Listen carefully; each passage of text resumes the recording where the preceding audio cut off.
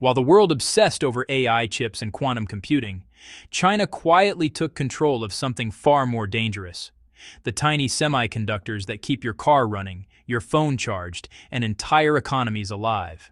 And now, they're ready to use it. The global battle for semiconductor supremacy is entering a new and unsettling chapter. But this transformation isn't making headlines the way you'd expect. While Washington continues tightening the noose around Beijing's access to advanced chip technology, China has quietly deployed a countermeasure so effective that it's left Western economies scrambling. The Netherlands, once a willing partner in America's campaign to suppress Chinese tech ambitions, now sits squarely in the blast radius. By aligning with U.S. export controls designed to cripple China's chip-making industry, Dutch authorities believed they were protecting national interests. Instead, they've triggered a chain reaction that's exposed just how vulnerable Europe really is. Beijing's response hasn't involved speeches or diplomatic protests. It's been swift, surgical, and economically crippling. By choking off supplies of essential semiconductors, components that European industries depend on every single day, China has shown it can bring entire sectors to their knees without firing a shot. Car makers across Germany, France, and the UK are already feeling the squeeze. Production lines are slowing, inventories are thinning, and for the first time, American strategists are realizing they may have miscalculated badly. This isn't just about microchips anymore. What we're witnessing is a high-stakes contest over who controls the arteries of the global economy. Who holds the power? Who's losing their grip? And who's been quietly stacking the deck in their favor for years while everyone else was distracted? What unfolds next will show you how this conflict has morphed into something Washington never anticipated. China is no longer on the defensive. It's dictating terms. And despite all the sanctions, export bans, and diplomatic arm twisting, the West may have already lost the most critical battle in this war. But before we dive deeper, make sure you're subscribed and notifications are turned on.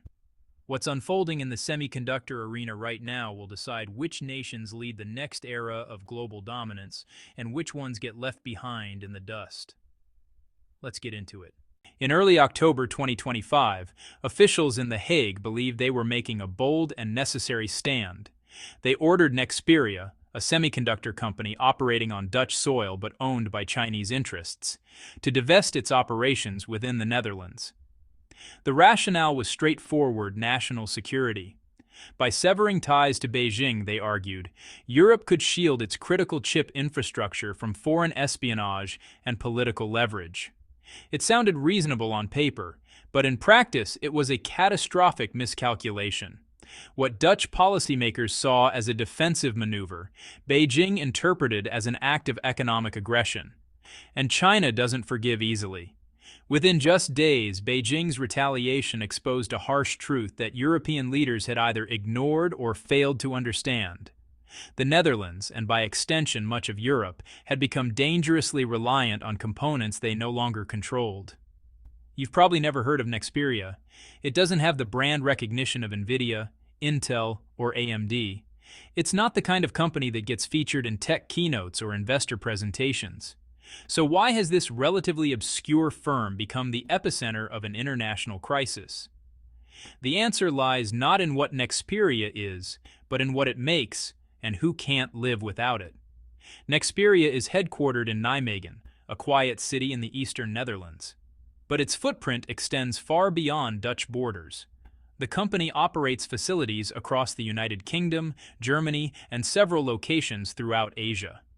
Originally a division of the electronics giant Philips, Nexperia was spun off in 2017 and subsequently acquired by Wingtech Technology, a major Chinese electronics manufacturer with deep ties to Beijing's industrial strategy. Unlike the flashy companies producing cutting-edge AI accelerators or processors for massive data centers, Nexperia specializes in something far more foundational. They manufacture discrete semiconductors and power management chips, small, unglamorous components that regulate electrical currents, manage power flow, and ensure that electronic systems operate smoothly. These aren't the chips that make headlines, But they're the chips that make modern life possible. Every car on the road relies on them. Every appliance in your kitchen depends on them. Your smartphone, your laptop, even the medical devices keeping people alive in hospitals. All of them contain Nexperia's products or components just like them. Without these tiny semiconductors, the machinery of contemporary civilization grinds to a halt. That's why the Dutch government's intervention was so consequential. By forcing a divestment, they didn't just target one company. They disrupted a supplier whose products are embedded in virtually every major supply chain on the planet. And China, which had been watching and waiting, was ready to make them pay for it. Listen to any speech from American or European officials about the semiconductor war, and you'd think the entire conflict revolves around advanced AI chips, quantum processors, and cutting-edge lithography at 3 nanometers or below. Policy announcements celebrate new fabrication plants being built in Arizona, Dresden, or Tokyo, massive investments aimed at reclaiming technological leadership. But here's the part nobody wants to admit out loud. The chips that actually run the world aren't the fancy ones. They're the simple, reliable semiconductors performing basic tasks in billions of devices. And China has quietly locked down the global supply of most of them. Let's be clear about what we're talking about.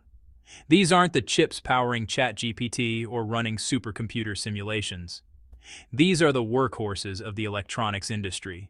The components managing voltage in your car's braking system, stabilizing power in your refrigerator, or controlling the display on your smartwatch. They're cheap, they're abundant, and they're absolutely critical. This is exactly what Western governments overlooked while chasing prestige. Washington and Brussels became obsessed with preventing China from accessing advanced semiconductor designs and extreme ultraviolet lithography machines. They wanted to keep Beijing out of the AI race, out of high-performance computing, out of the cutting edge.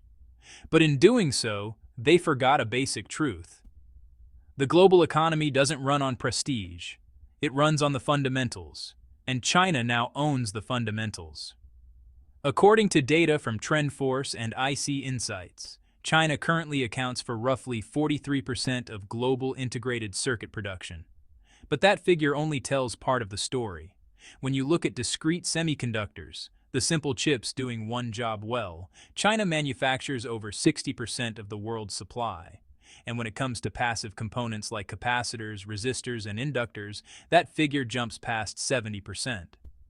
In practical terms, this means the majority of the electronic components inside your home, your vehicle, and even critical medical equipment come from factories scattered across Guangdong, Shenzhen, and Jiangsu provinces. Even when those components carry Western brand names, companies like ST Microelectronics, Infineon, or yes, Nexperia, a huge portion of the actual manufacturing still happens in China or Taiwan. The West has become structurally dependent on the very supply chain it's now trying to undermine. That's why companies like Bosch are sounding alarms that the European Union's entire automotive sector could collapse if Chinese suppliers decided to stop deliveries.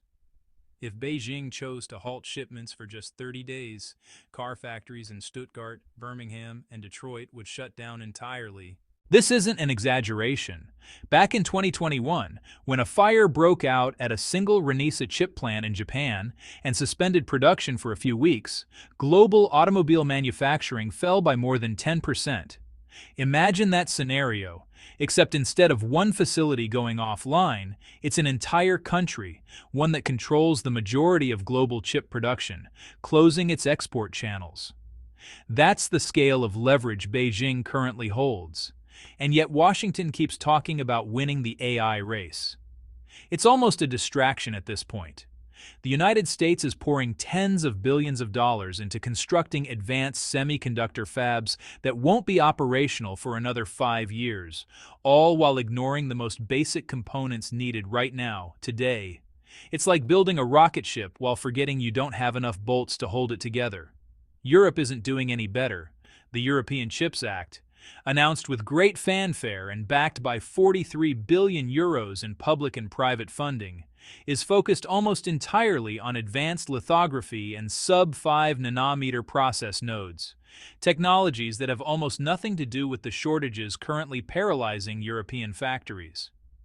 When German automakers are desperate for more power management chips to keep assembly lines moving, nobody can provide them because the production is overwhelmingly concentrated in Asia. China, by contrast, saw this coming years ago. It invested heavily in low and mid-tier semiconductor manufacturing, quietly monopolizing the supply of components the world literally can't function without. It didn't need to match the United States in AI processors. It just needed to dominate the everyday essentials. And it did. The West has made this exact mistake before.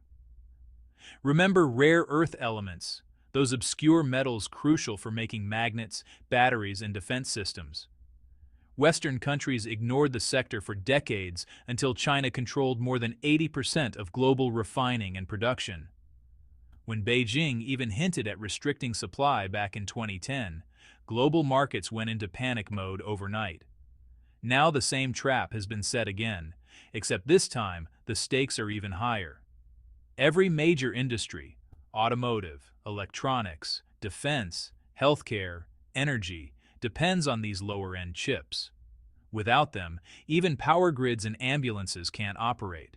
The uncomfortable reality is that China controls the industrial oxygen of the modern world. The United States can talk about AI supremacy all it wants.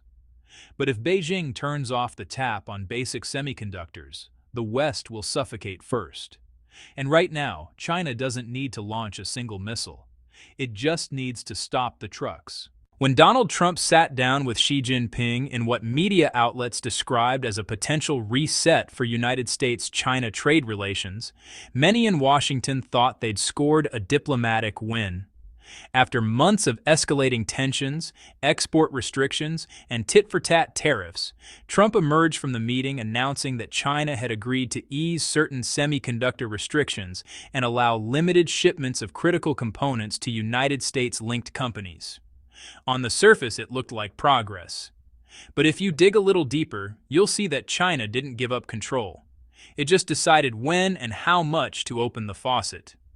In the days following the meeting, reports from outlets like the Global Times and Caixin revealed that Beijing had quietly authorized select Chinese firms to resume exports of mid-tier chips and essential electronic components to American and European manufacturers. These shipments included power management semiconductors, automotive chips, and certain microcontrollers, all of which had been restricted during the height of the semiconductor standoff. But here's the catch. The approvals came with strings attached. Companies receiving these shipments had to prove their supply chains weren't linked to United States sanctions lists or military applications. In other words, China was still setting the rules of the game. The American side spun the move as a diplomatic achievement, but in reality, it showed exactly who had the leverage. Washington had been desperate to relieve industrial chip shortages, especially after months of production slowdowns in Detroit and across European auto hubs. Trump's push to restore Chinese supply lines wasn't really about trade harmony. It was about economic survival. The United States simply can't produce enough of these basic chips domestically, and without Chinese cooperation, production in key industries could grind to a halt again within weeks. What makes this moment so telling is that China didn't need to negotiate a formal deal. It just used the meeting to demonstrate flexibility while keeping its stranglehold on supply chains firmly intact.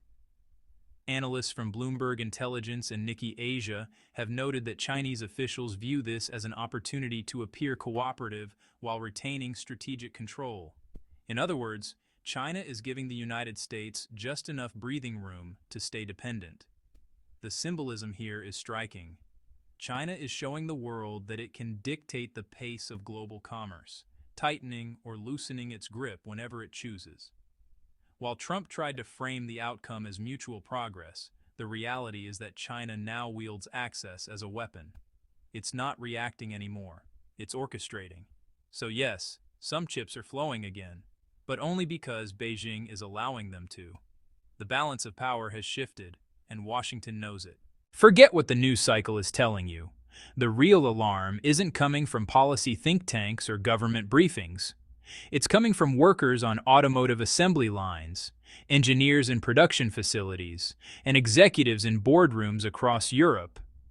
If China keeps restricting the flow of these chips, these people are staring at an uncertain future. And that's why European carmakers are in full crisis mode. Automakers like Volkswagen, BMW, and Stellantis are issuing warnings about delays, production cuts, and potential plant closures, all because of missing Nexperia chips. These aren't high-end components. They're cheap, mass-produced semiconductors that keep entire production lines running. When they vanish, everything stops. That's what makes this moment so dangerous. Supply disruptions from China don't just cause inconvenience. They strike at the industrial core of economies that have no backup plan. The Netherlands can nationalize Nexperia all it wants, but it can't replace Chinese manufacturing capacity overnight. It takes years to build new fabs, train workers, and establish supply chains. And in the meantime, the lights stay off. Germany, Europe's industrial powerhouse and a close United States ally, is now appealing directly to Beijing to restore chip shipments. Think about that for a moment. Berlin isn't turning to Washington for help. It's negotiating with China. That's how quickly leverage erodes. When Europe's largest economy starts going hat in hand to Beijing, it means United States policy pressure no longer commands the room. China's counter-strategy is brutally effective. It doesn't need to impose tariffs or sanctions. It doesn't need to make threats. All it has to do is hold shipments, delay export approvals, or slow customs clearances. Every hour that passes costs Western industries millions of dollars. And those industries, desperate to survive, start looking to Beijing, not Washington, for answers. You can already see a dangerous pattern forming. Europe talks tough about national security in public forums, but behind closed doors, it's quietly making deals with China to keep the factories humming. That's not sovereignty, that's dependency. And once that dependency sets in, it's incredibly hard to reverse. So where does this leave us?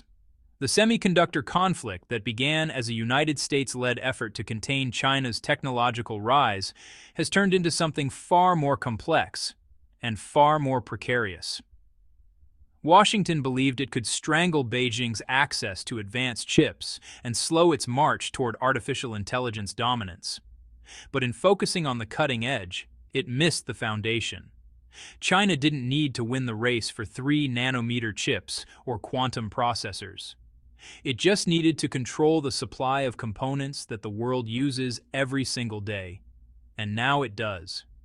The result is a geopolitical chessboard where Beijing holds more pieces than anyone anticipated. Europe is caught in the middle, torn between loyalty to the United States and the economic reality of dependence on China. The Netherlands gambled that forcing Nexperia to divest would protect its sovereignty. Instead, it exposed just how little control it actually had. Germany is scrambling, France is hedging, and across the Atlantic, American policymakers are realizing that the chip war they thought they were winning may have already been lost. This isn't about technology anymore. It's about power, economic, strategic, and political. And the uncomfortable truth is that China has been playing a different game all along. While the West chased prestige, Beijing secured the essentials. While America built fabs for chips that won't be ready until 2030, China locked down the supply chains, keeping the world running in 2026. The question now isn't whether the West can catch up.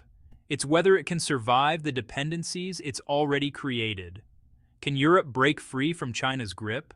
Or has the die already been cast? The answer will determine more than just who leads in semiconductors. It will shape the global balance of power for the next generation. And right now, the momentum isn't in the West's favor. So what do you think? Is there still a path forward for Europe and the United States? Or has China already won the most important battle of the 21st century? Drop your thoughts in the comments below.